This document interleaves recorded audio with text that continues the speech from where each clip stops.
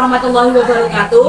Kami dari Universitas PGRI Ronggolawe Tuban yang beranggotakan saya Siti Suhardi Dan saya Nurholis Setiawan. Saya Jenny Dwi Lestari. Kami sekarang berada di SDN Karangharjo 1 yang bertujuan untuk observasi dengan tema problematika guru dalam penerapan kurikulum merdeka di sekolah dasar.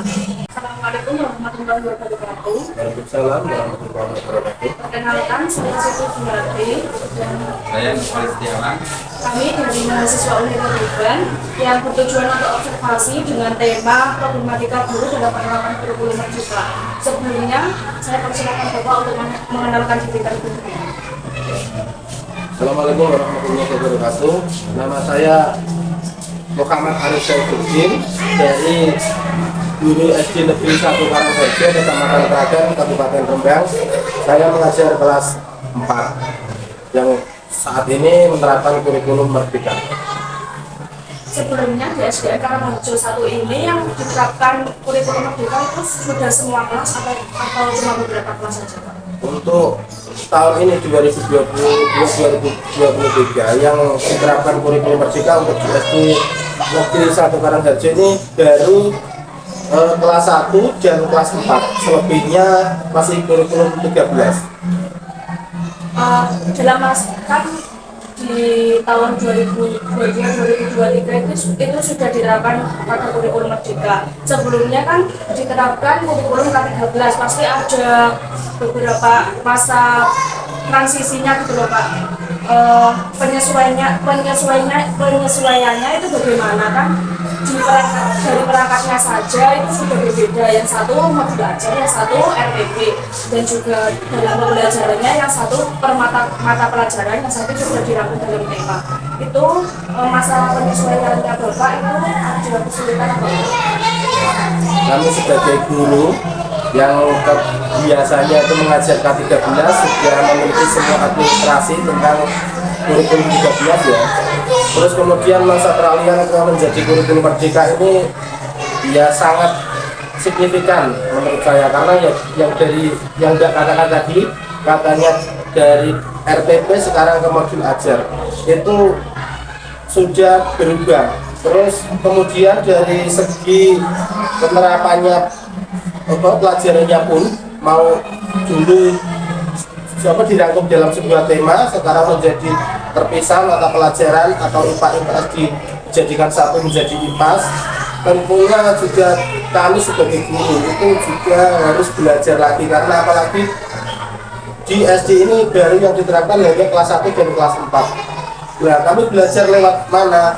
Kami difasilitasi oleh Kemdikbud, yaitu kita selalu ada pelatihan tentang kurikulum merdeka, dan kita sebagai guru juga sudah mendapatkan akun belajar guru, yang mana kita juga difasilitasi sebuah aplikasi yaitu Merdeka Mengajar. Merdeka Mengajar nanti aplikasinya seperti ini sudah memuat semua modul ajar yang ada untuk sekolah dasar maupun untuk SMP, itu ada semua, kita tinggal memilih. Dan di kurikulum merdeka memang kita banyak sekali belajar, ya, terutama rapot pun juga ada dua, rapot penilai dan rapot P5.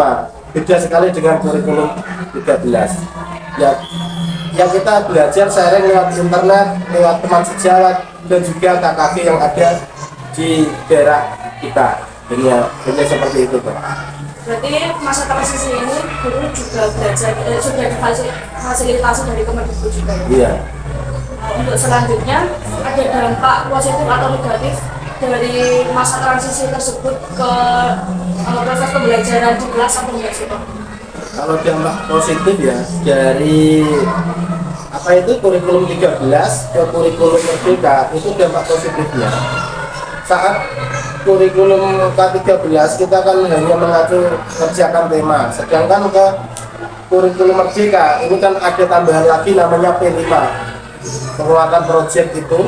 Ya kadang itu malah membuat anak-anak itu tahu tentang kearifan lokal yang kita notabene di SD wilayah pesisir itu kadang kearifan lokalnya apa, kita jadi tahu cara membuat ikan asin misalnya, itu kita bisa mempraktekkan di situ. Terus di kurikulum merdeka kita tidak dibatasi. Untuk di kurikulum K13 itu kita kan harus dibatasi kita mengajar tema ini sampai mana harus minggu ini selesai, minggu keempat selesai misalnya ya. Lalu K13 bebas, kita mau mengulang pelajaran apapun bebas, itu kelebihannya. Tapi untuk kekurangannya yaitu tadi, karena dari peralihan kurikulum 13 menjadi kurikulum merdeka, apalagi kurikulum merdeka ini semuanya serba online, dari mulai kita belajar menggunakan aplikasi HP. Jadi guru itu harus interaktif, harus aktif untuk mencari referensi yang ada ya. Kita jangan malas untuk literasi intinya. Kita literasi terus, kita belajar supaya bisa ngimbangi kurikulum atau kemajuan zaman yang ada di dunia pendidikan saat ini. Pokoknya intinya kita sebagai guru, di kekurangannya ya harus belajar lagi, tapi kita malah menjadi semangat akan hal seperti itu. Jadi kurikulum merdeka berarti untuk dampaknya itu jangkauannya lebih luas untuk belajarnya di luar. Iya, jangkauannya lebih luas, terus bebas. Misalnya mengulang materi pun nggak masalah.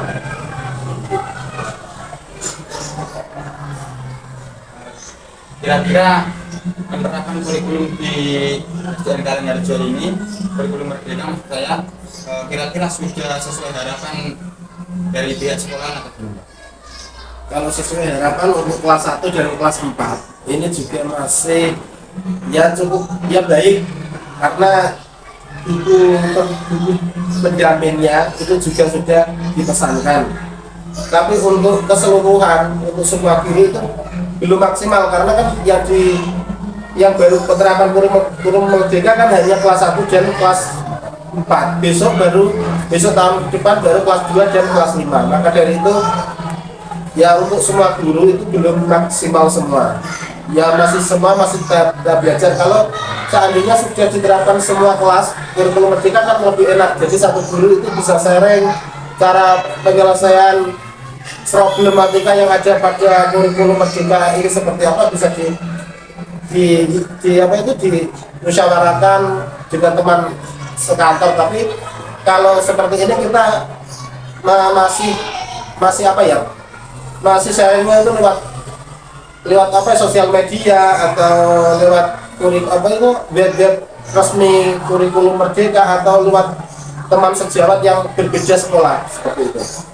Untuk menyikapi kesulitan guru yang dihadapi seperti dalam kurikulum merdeka belum maksimal, untuk prosesnya kan tidak semua kelas itu sudah menerapkan, gimana yang Bapak lakukan agar pembelajaran terus berjalan dan kesulitan guru tersebut tidak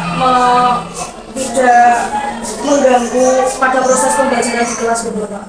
Ya intinya kita belajar sebagai guru, ada perubahan baru kita belajar, tapi belajar kita saat di rumah. Sebelum mengajar kita sudah menyiapkan dulu apa yang mau kita ajarkan besok. Jika ada kendala kita tanya ke teman sejawat atau sekolah lain yang berdekatan dengan sekolah kita, gimana cara menyelesaikan permasalahan ini saat pelajaran pada kurikulum merdeka. Pokoknya intinya kita sebelum ngajar itu kita sudah menyiapkan dari rumah.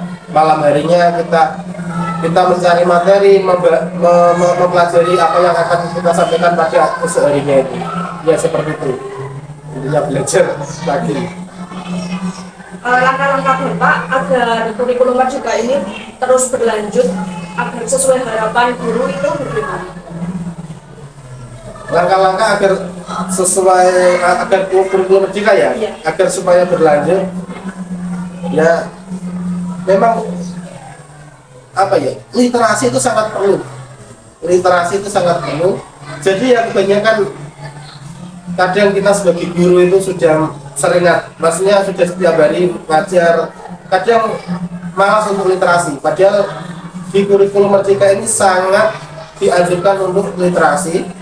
dan mengembangkan budaya yang ada di sekitar kita dengan kalau bisa itu mengangkat kearifan lokal yang ada di sekitar lingkungan kita. Jadi ya kita sebagai guru ya terus belajar dengan teman dan selalu mengakses platform yang sudah